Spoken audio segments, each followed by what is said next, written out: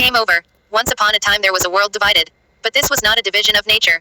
It was a division contrived by a small consortium of self-proclaimed gods.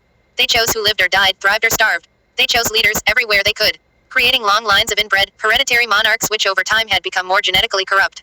As their coffers grew fatter, their minds in turn became madder.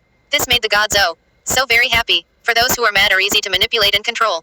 Those without morals, those who sought greed over greatness, were easily bought for a disproportional share of resources. However, in some places the people of the planet had chosen to remove themselves from law by the mad demigods of the monarchy. They formed their own system of law and rule. Of course the self-proclaimed gods would have none of this insurgents. They would create wars between their loyal monarchies of demigods, and these rebels who refused their rule. It didn't matter to the gods if they won the war all the time, only that they kept control of the situation. Their system was a system of checks and balances. They were playing the long game. These self-proclaimed gods had been around so long, they had seen the rise and fall of Samaria, Babylonia, Egypt. They had cast the blueprint for every battle, dispute, land grab. They were the chess masters behind every change of power from Greece to Rome, from France to Germany, from Britain to Ireland and Scotland. And oh so many more. These self-proclaimed gods had their fingers in every honeypot, every government, every religion, in every corporation in the world. Religion had always been one of their favored means of manipulation. Every time a new belief system would rise to the forefront, they would decide whether to squash it or use it as a means to manipulate its followers.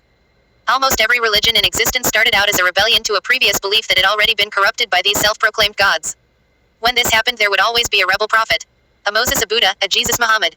They would rise from their clergy of their time with a strange open third-eye view of the injustice, corruption, and manipulation of their religious leaders. These masterful self-proclaimed gods knew exactly when to declare a new belief system worthy, and use it to consolidate several smaller and lesser followed, almost obsolete religious ideals.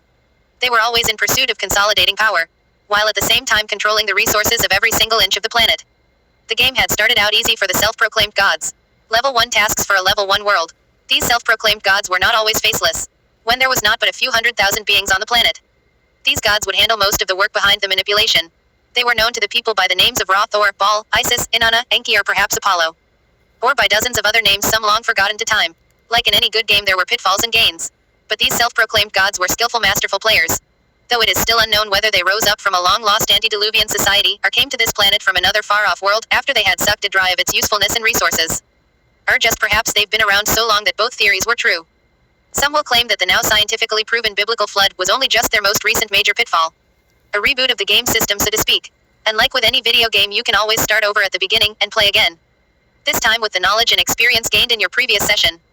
When the self-proclaimed gods would get to the higher levels in the game, they learned that the game was extremely hard to control.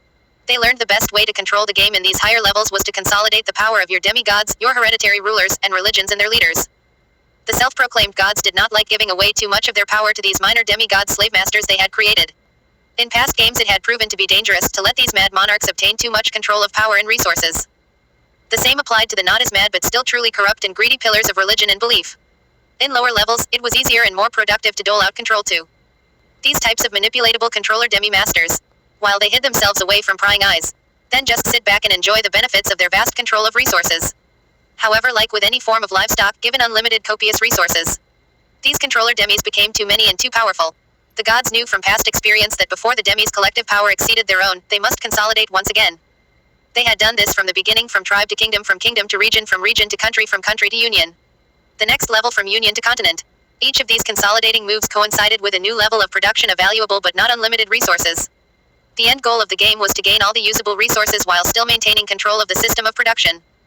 One thing unlike a video game was that a reset did not mean you lost all of your previously gained resources. Only that your means of production had to be rebooted. The self-proclaimed gods preferred not to reboot the system if they did not have to. They played the game with masterful skills and manipulation, like a chess player several moves ahead of their opponent. But at the higher levels, once the entire planet was populated with perpetual production, the game became exceedingly hard to control. The self-proclaimed gods were little more than mere mortals themselves. The main thing that separated them from their slaves was a level of knowledge. The knowledge that everything was part of the game. These self-proclaimed gods' only immortality was that they passed the truth about the game down generation to generation, as they had taught their hereditary demi-controllers to do as well. However, what separated these pawns from their masters was their beliefs that they themselves were the masters. They had gotten to a level where they no longer believed that there was anyone more powerful than they themselves. To the self-proclaimed gods, this was one of the hardest levels to manage. The demis themselves had become so adept at manipulation. They had created vast and all-encompassing narratives to control the populace of production. They used fear, lack of resources, and division of race, religion, and social construct to keep their worker bees enslaved. They propagated lies, canceled truth, and corrupted unity. They kept knowledge of truth to themselves, as did the self-proclaimed gods above them. They knew if the people their slaves ever figured out they were actually slaves, they would lose control of the entire system and production of resources. Neither the demis or the self-proclaimed gods wanted this to happen. Slaves so massively outnumbered them. This level was where they had so many times before failed. Unable to control the massive exponential growth of the slave class and their ability to share knowledge. This is why America scared them so badly. America was the only place where rebels would not fall in line with the pre-planned manipulation that had been controlling slave class since the beginning of the game. But America for over 400 years had been hacking the system. The country's entire legal system was based off of principles of freedom from hereditary monarchy or rule by corrupt religious cult leaders. And the higher pursuit of knowledge. The people believed freedom, equality, and their ability to glean power through knowledge and their own personal drive and skills to be the stabilizing motto of their entire society. Their ideals were a dangerous and threatening glitch in the system to the self-proclaimed gods and therefore also to their demi-minions, who over the last several levels of the game had taken it upon themselves to infiltrate every faction of this dangerous society of rebels. They have placed themselves in positions of power, masked themselves as false heroes and artists and as in figureheads of authority. They have infiltrated the means of dissemination of information, of news, of literature, of internet, of art, of entertainment, of music, of education. Once again they use fear and manipulation of truth to mislead, deceive, and divide. Because they know knowledge is the power that leads to freedom. Freedom leads to unity. And ultimately unity leads to their demise. When a united people control the world not under the guise of figureheads of a one-world government, founded by a monarchy or by religious cult leaders, the people will have control over resources and the game is truly over. The true opponents of the self-appointed gods will have won. So level up with unity and freedom, don the armor of free thought and arm yourself with weapons of truth. It's time to fight the big boss. Game over. Patriot Poet, Rachel Smith. September 21st, 2020.